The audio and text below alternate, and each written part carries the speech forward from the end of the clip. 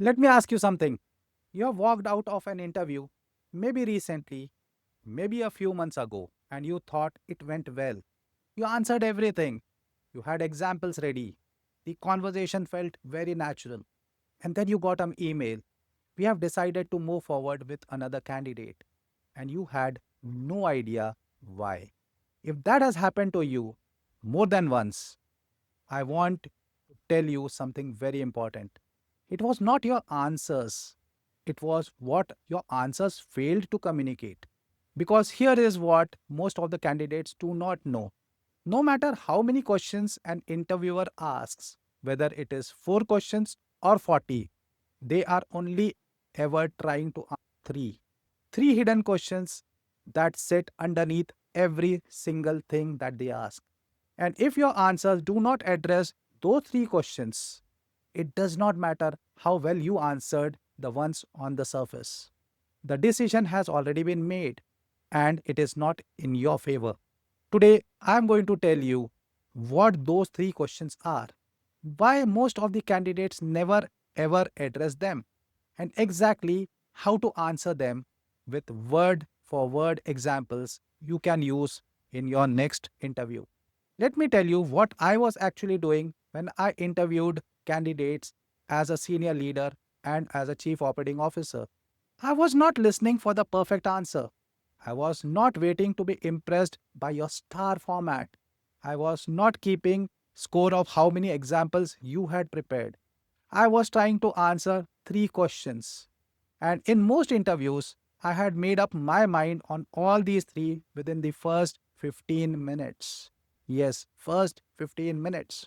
Not because I was not paying attention, because the candidate had already told me everything I needed to know, even without realizing it. The way they framed their past experience, the way they talked about what went wrong, the way they described what they wanted next.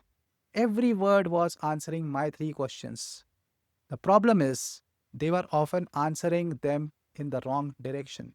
When you know what those 3 questions are, the entire interview changes. You stop performing and you start communicating. And that is the difference between a candidate who gets an offer and a candidate who gets a polite rejection.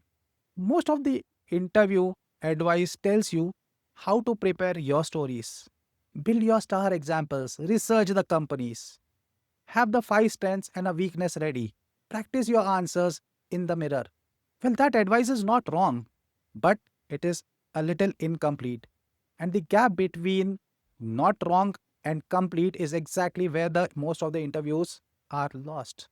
Because preparing your stories means you know what to say, but it does not mean you know what the interviewer is listening for. Think about it from their side of the table for a moment. They are not sitting there hoping to have a story about leading a particular difficult project. They are sitting there with 3 things they need to feel confident about before they can say yes to you. Until they feel confident about all the 3, no amount of great stories will get you the offer. So, let me give you the 3. The first hidden question is, can you actually do this job? I know what you are thinking. That one sounds very obvious. Of course, they are asking for that. But here's the nuance that most of the candidates miss. The interviewer is not just asking, do you have the skills? They already know your skills, they have read your resume. What they are really asking is something more specific. Have you done something close enough to this role that I can trust you and your learning curve? And the mistake most of the candidates make on this question is that they answer too broadly. They say, I have 10 years of experience in cloud architecture. They say, I have led teams of up to 15 people. They say, I have worked on a large scale migration project. And all of that is true. But the interviewer is sitting there thinking, that is good. But is it really close enough to what I actually need? The answer to hidden question number 1 is not about breadth, it's about specificity and transfer. So, how to answer it? Before any interview, do this one thing: read the job description and identify 2 or 3 things that are most specific to this role, not generic skills. that everyone would have. The most specific one, the most unusual, and the most hardest to find. And then, early in the interview, before they even ask a direct question, say something like this. Before I walk you through my background, I want to mention something very specific. I noticed this role involves state the most important thing. I've done exactly that in state the context. I would love to talk about that experience because I think it is directly relevant to what you are building. What just happened? You answered hidden question number 1 before they finished asking it. You showed that you are reading the role carefully and you made it easy for them to connect your experience to their needs instead of making them do that work themselves. That is the difference between a candidate who answers the question and the candidate who answers the question underneath. The second hidden question: will you make my life easier or harder? This one is never written in any job description.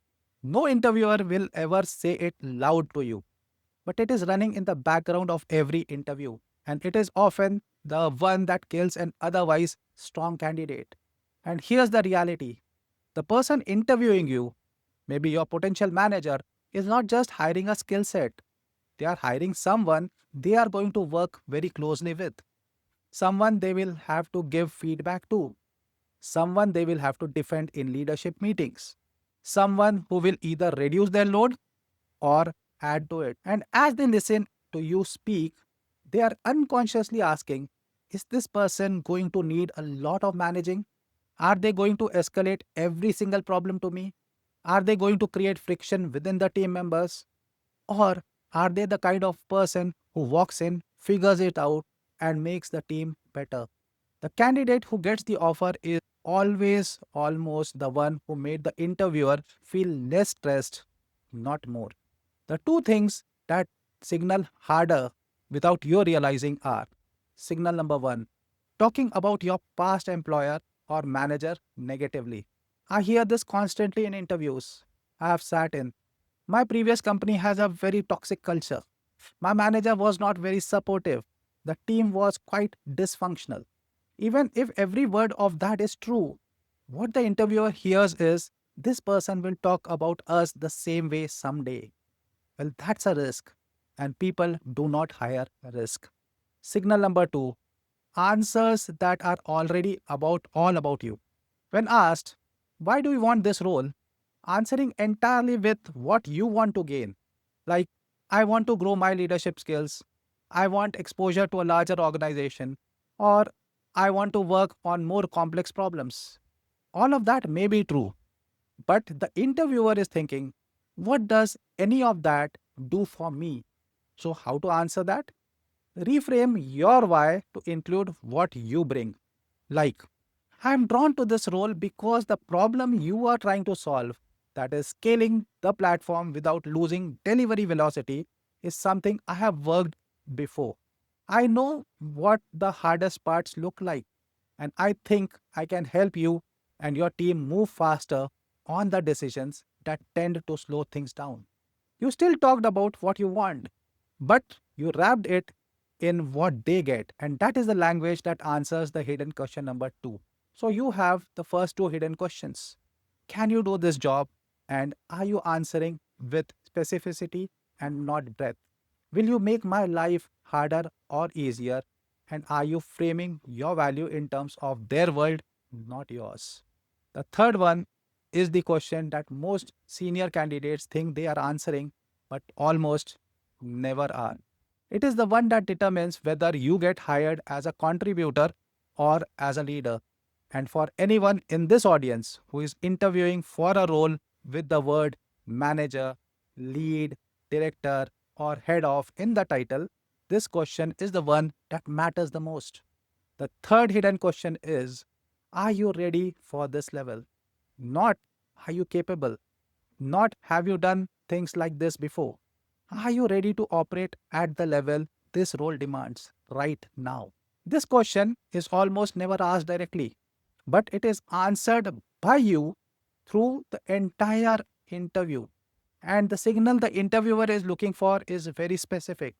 They are listening for, how do you think about problems? Not what you did, but how you decided what you do. Not what went wrong, but how you assess the situation and chose a path. Not just your outcomes, but your judgment about trade offs. Because individual contributors talk about what they did, leaders talk about how they decided. And that distinction between doing and deciding is exactly what the interviewer is listening for in a senior leadership role. What this looks like in practice.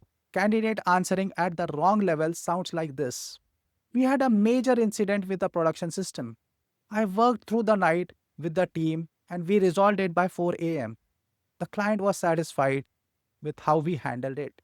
Well, that's a great story, but wrong level. That is a story about execution. A candidate answering at the right level sounds like this. We had a major incident with the production system. The team's instinct was to straight go to a rollback, which would have resolved the immediate issue but might have created a new problem with the client's Monday morning batch run. I made the call to hold on the rollback, bring in the database team, and communicate directly with the client to reset expectations. It cost us 2 more hours in the night, but it cost us nothing with the client. That trade off was the right one, and I would make it again. Same incident, completely different signal. The second answer shows judgment. It shows the ability to hold competing pressures and make a conscious call. It shows someone who is thinking at a director level, even if their current title is not a director. That is what answers hidden question number three. Not better stories, but a framing of the decisions inside your stories. So let me bring all of this thing together. Hidden question number one. Can you do this job? Answer it with specificity and transfer. Show them you read the role and you have done something close enough to the hardest part. Hidden question number two. Will you make my life harder or easier? Answer it by framing your value in terms of their world. What you bring to their team, not just what you want for yourself. And hidden question number three. Are you ready for this level? Answer it by talking about your judgment, the trade offs you navigated, the decisions that you made, the reasoning behind them, everything put together. These three questions are running in every interview for a developer role, for a team lead role, for a director position, for an internal promotion panel. The questions do not change. The answers need to change to match the level of the role. When you go into an interview knowing the three questions underneath, you stop hoping you said the right things. You know you did that. I want to leave you with one thing that you can do before your next interview. Sit down with your prepared stories, the ones that you have been practicing. And for each one, ask yourself, which of the three hidden questions does this answer? If most of your stories answer question number one, that is your depth, that is good. But make sure at least one story clearly answers question number two, what you bring to their world. And make sure at least one story answers question number three with a decision, a trade off, a judgment call, not just an outcome. That audit takes around 20 minutes. It will do more for your interview performance than any other 2 hours of rehearsing answers. You already have the experience. Now give it the framing that it deserves. Tell me in the comments which of the three hidden questions do you think is your weakest? The capability question, the likability question, or the readiness question. Be honest. I promise the comments on this channel are a judgment free zone and I read every single one of them. If this gave you completely new way to think about interviews, subscribe to the promotion code, my weekly newsletter, which is absolutely free, where I share one insight every week from the other side of the table. The link is in the description.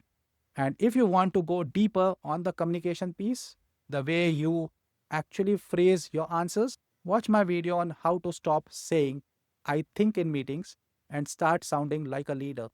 Because the language that wins in interviews is the same language that gets you noticed at work. That video has exact work swaps. I'm Vijay Srinivasan, ICF PCC certified coach, former COO, and your guide to the other side of the table. I'll see you in the next one. Bye for now.